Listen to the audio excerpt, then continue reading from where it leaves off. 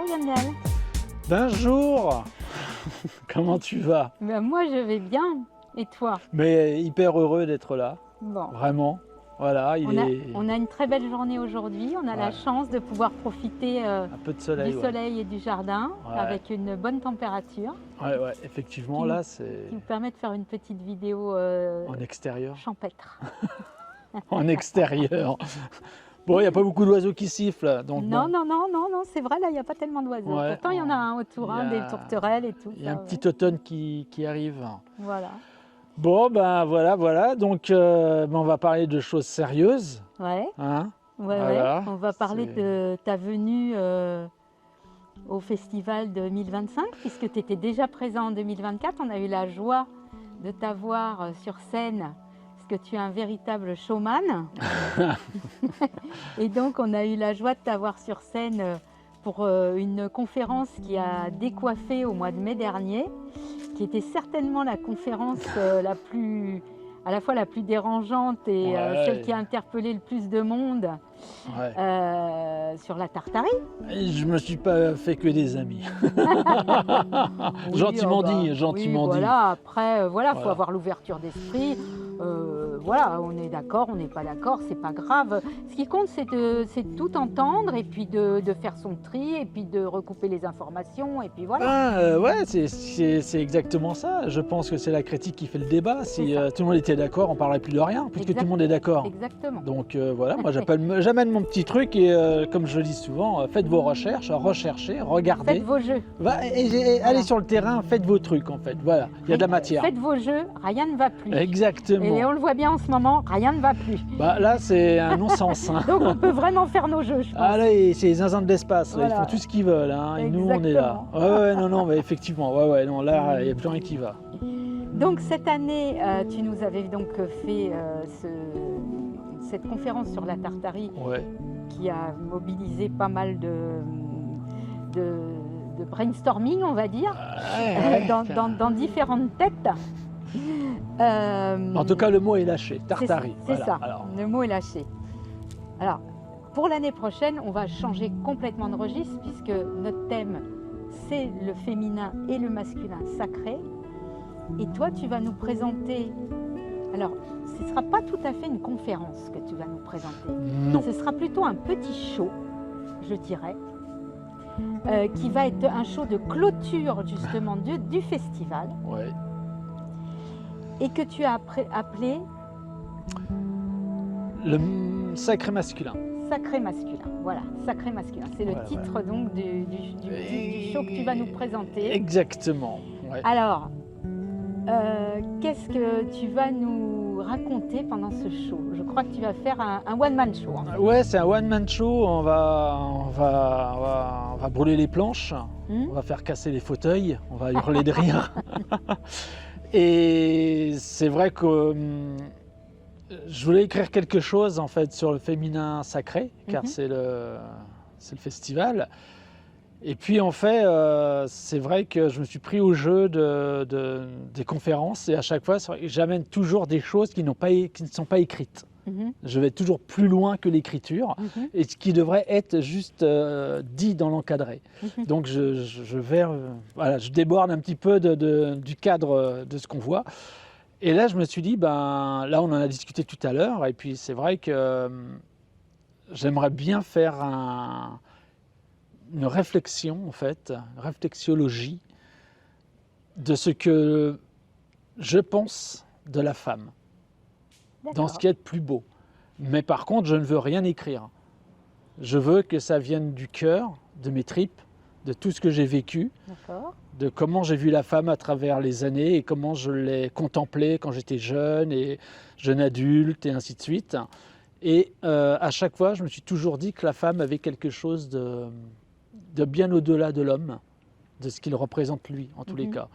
Et à travers des discussions avec beaucoup de femmes, avec ma mère, avec ma sœur, avec des femmes que j'ai connues. Avec ta fille? Avec ma fille, où j'ai beaucoup de discussions justement sur le féminin sacré, et c'est quelque chose qui est très important. Et là, puis avec ta femme peut-être aussi? Alors, avec ma femme, c'est différent parce que je je vis quelque chose de... C'est assez, perturbant de vivre au quotidien quelque chose qu'on a vu et qu'on a ressenti toute notre vie et qu'on n'a pas trouvé. Et là, je le trouve, je suis avec, et c'est assez extraordinaire de devoir tenir ma place et de ne pas justement faire ce sacré masculin. D'accord. Voilà. Il faut respecter en tous les cas la pensée du cœur.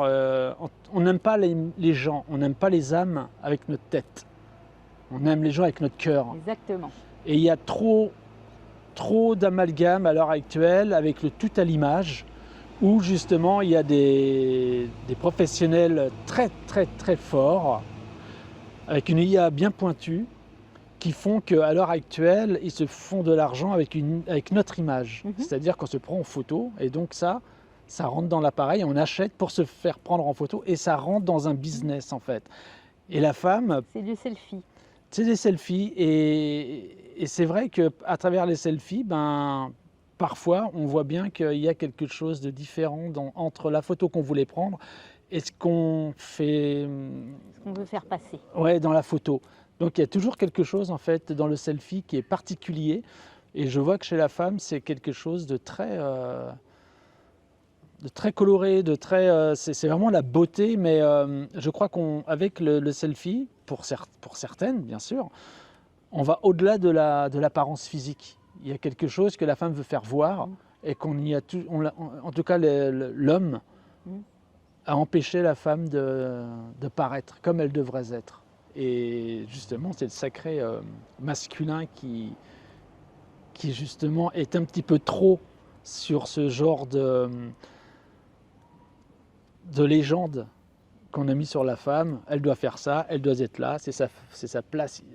J'ai vu dernièrement, j'ai lu avec ma compagne justement, on est tombé avec l'Astral qui me parlait des suffragettes. Je ne connaissais pas les suffragettes. Les suffragettes, c'est les femmes qui se sont battues pour la libération de la femme, qu'elle puisse voter, et ainsi de suite. Exactement. Et être reconnue dans la société. C'est quand même inadmissible qu'un être humain qui a juste un sexe différent, et puis bien sûr tout ce qui amène avec l'enfance, soit mis à l'écart en fait. Et du coup, on a lu quelque chose qui était très important, c'est-à-dire que pour soustraire la substance de la femme au travail, pour lui faire croire qu'elle a une place, c'est exactement ce qui était écrit, pour faire croire que la femme a une place, on a inventé en fait la cigarette pour femme. Et il y a un psy qui est vraiment tordu, de l'époque. C'est Édouard Bernays. Exactement. C'est de lui que tu vas me parler, évidemment. Voilà. C'était le neveu de Freud. Exactement. Et qui a mis en avant et qui a dit, mais comment qu'on va appeler ça? Et lui, il a juste sorti ça comme ça, mais c'est d'une abomination totale. Eh bien, la femme, il faut qu'elle l'appelle la torche de la liberté. Donc, sans le vouloir, ils ont manipulé la femme. Complètement. Et ils lui ont fait croire que de fumer, c'était la liberté et l'égalité à l'homme qui fumait déjà. Je trouve que c'est tout ça le sacré féminin en fait. Jusqu'où on en est arrivé. Après, je ne vais pas rentrer sur certains détails, mais moi, c'est très personnel. C'est pas mon ego, c'est vraiment ce que je ressens. La femme, par rapport à ce que j'ai vu à mon enfance et comment je l'ai vu grandir, la femme, et j'ai vécu à travers... D'ailleurs, j'ai toujours travaillé avec des femmes, et je m'en suis jamais plaint. J'ai grandi, ça m'a fait évoluer, et il y a une partie féminine qui est en moi et dans mon côté artistique, parce que je suis artiste, qui est prédominant. C'est comme dans les arts martiaux, on a toujours l'impression que dans les arts martiaux, que je fais depuis ma naissance, quasiment, on a toujours l'impression que c'est d'abord le physique, où on donne un coup de poing, un coup de pied, c'est point-pied, c'est ce qu'on appelle le point-pied. En réalité, le vrai secret, c'est que en fait, c'est 99% mental et 1% physique. Et la femme,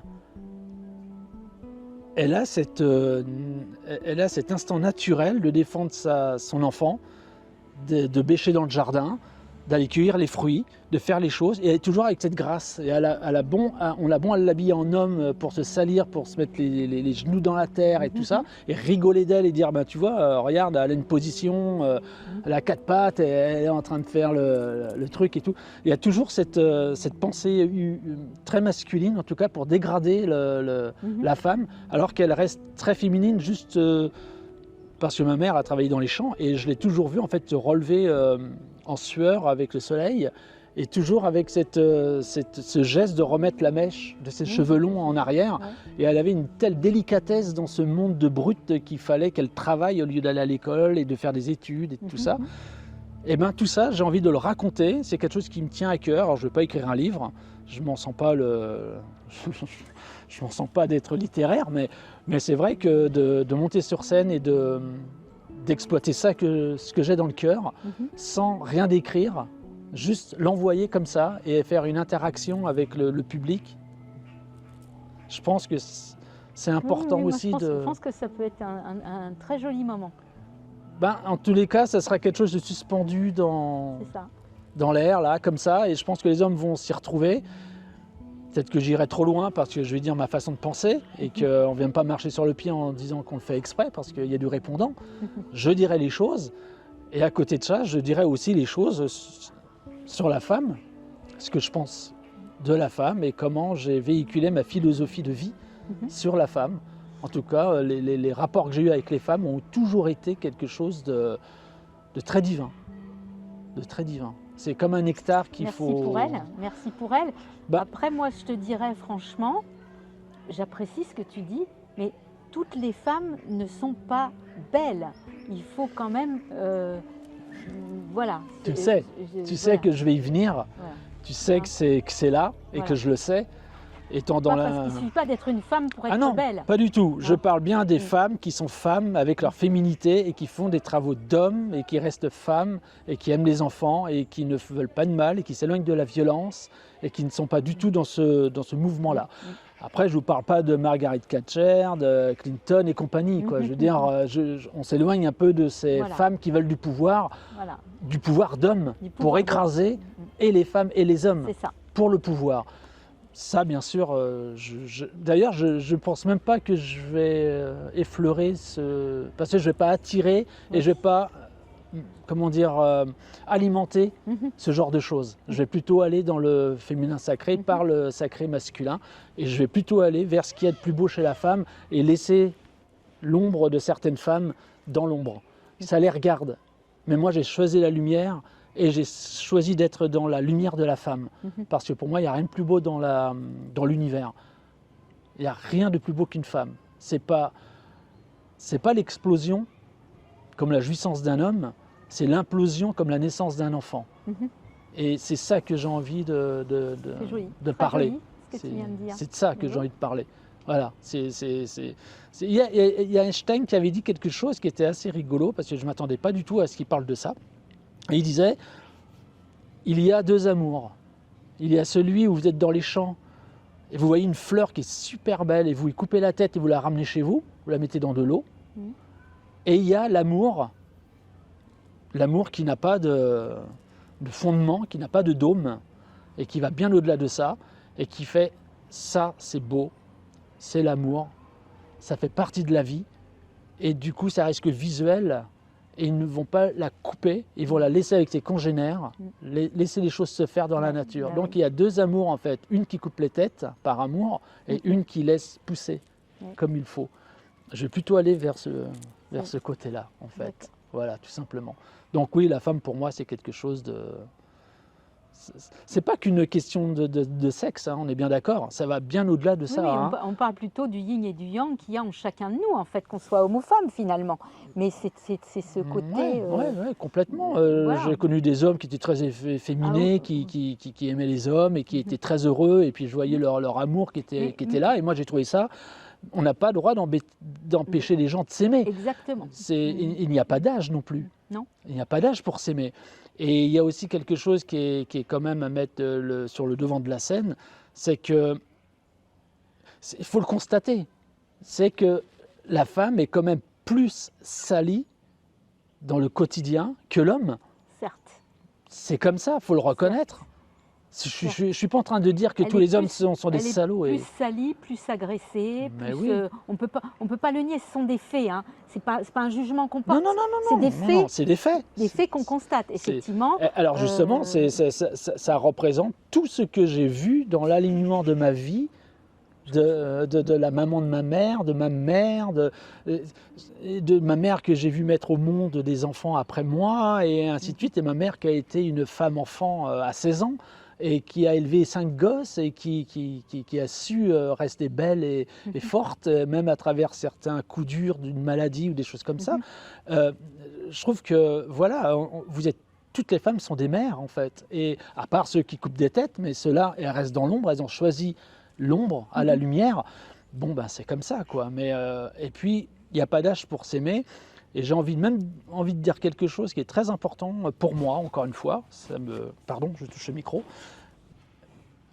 Mais en fait, quand deux êtres s'aiment, d'abord, il y a la rencontre, il y a la découverte du corps, il y a le sexe. Et puis après, on se met en colle, on a des enfants. Et puis on vieillit ensemble, on a nos rides ensemble, on prend du poids ensemble, tout commence à tomber ensemble. Tout commence à tomber ensemble, j'adore. Tu vois, on marche comme ça ensemble. Et au fur et à mesure que le corps s'effondre, Voilà. et l'âme s'élève. Exactement. Et c'est ça que je disais tout à l'heure, ce n'est pas qu'une question de sexe, parce que quand on dépasse justement le sexe et puis juste d'aimer avec qui nous sommes, il y a quelque chose de divin qui vient dans un couple à longue échelle. Maintenant, on est dans l'amour braguette, donc ça dure moins longtemps. Mais quand les couples durent très longtemps, et j'ai vu ça, eh ben, il y a quelque chose d'amour, de vraiment l'amour, en fait, entre deux êtres, où ils rentrent dans l'âge et il n'y a plus de sexe, et justement, il y a quelque chose qui prend parce que l'univers a horreur du vide, il y a quelque chose qui prend la place. Et je trouve ça extraordinaire quand je vois deux personnes âgées qui rentrent vraiment dans l'âge, qui marchent main dans la main et qui se regardent comme si ils s'étaient vus la première fois. Et je trouve que ça, c'est quelque chose qui me tient à cœur, justement, de se rappeler des premières fois, quand on ne se connaissait pas, quand on s'est découvert, quand nos peaux se sont reconnues. Et cette histoire-là, eh ben, elle reste dans la lumière. Donc cette histoire-là ne coupe pas des têtes. Donc je vais rester dans ce... Donc effectivement, il y a toutes les femmes qui ne sont pas bonnes, il y a des choses pas drôles, il y a des faits divers... Et tous les hommes ne sont pas... Exactement, c'est ce que j'allais dire. non plus. Hein. Non, loin de là, loin de là. Il y a quand même des hommes qui sont très très bien, heureusement. Hein. Mais il y a des hommes extraordinaires parmi ce monde ordinaire, et on n'en parle pas justement. Non, donc je pense que je parlerai aussi de ce sacré masculin, bien sûr. Mais je ne me permettrai pas de parler au nom de tout le monde. Certainement pas. Donc voilà de quoi je vais parler. Eh bien écoute, ça m'a l'air super. Je pense que ça va être plein de dérision en plus, plein d'humour. Oui. Et ça, on en a besoin. Et ça sera une très jolie clôture du festival du masculin et du féminin sacré. Voilà, qui j'espère amènera de la bonne humeur, du rire, des faux rires et de temps en temps un peu de poignant. Parce que... D'ailleurs, on va mettre le rire va être beaucoup à l'honneur dans ce festival. Oui. Le rire est le propre de l'être humain. Exactement. Comme dirait quelqu'un. Exactement, et c'est la plus haute vibration qui soit, donc il ne faut pas s'en priver. Un enfant à la naissance a un sourire. Il sourit à la vie. Oui, exactement. Et donc le rire est le propre de l'homme. Exactement, c'est vrai, il n'y a que les hommes qui rient. Hein. Bon, après il y a les hyènes aussi, mais bon, c'est pas pareil. Elles ne sont pas toutes méchantes. Voilà. Allez, je suis prêt à monter sur les planches. Bon, en tout cas, je te remercie pour cette interview, Gwendal, et puis au plaisir de te retrouver en mai prochain. Avec grand plaisir, une interview inattendue, qui n'était pas prévue. Voilà. Et puis, on s'est entendu comme ça, et puis ça s'est fait. Et on l'a entendu avec l'univers. Exactement. Et je me lance dans la bataille et on verra bien ce que ça va donner. Donc, grand plaisir de tous vous retrouver. Quelque chose de bien, c'est sûr. Ah ben j'en suis. Il en sortira de ce festival, il en sortira encore une fois quelque chose de bien. J'espère. Voilà. C'est vrai que l'année dernière, on avait eu un plébiscite. Alors j'espère que cette année, ce sera renouvelé. Voilà. Merci en tout cas. Namasté et à bientôt. À bientôt. De tous vous retrouver. À bientôt.